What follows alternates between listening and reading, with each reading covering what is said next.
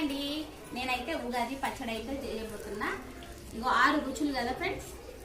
మామిడికాయ ముక్కలు, ఉప్పు, వేప పువ్వు, మిరియాల పొడి, బెల్లం. దీన్ని కట్టడానికి అయితే ఇది కంకణము, చింతపులుపు. నేను ఇట్లా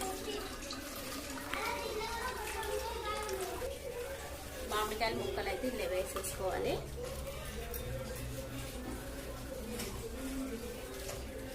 బెల్లం, ఉప్పు. యమ్మీ యమ్మీ ఉగాది పచ్చడి అయితే తయారైపోయిందండి. నేనైతే ఉగాది పచ్చడి అయితే తయారు చేశాను. ఇలా చిన్న దాంట్లో పోసుకొని మనము చేదిస్తే సరిపోతుంది. ఇంకా ఇక బచ్చాలు కూడా చేశానండి. దేవునికి అయితే నైవేద్యం పెట్టి కొబ్బరికాయ కొట్టాను. ఓకేనా ఫ్రెండ్స్, మరి వీడియో నచ్చినట్టయితే గట్టిగా సబ్స్క్రైబ్.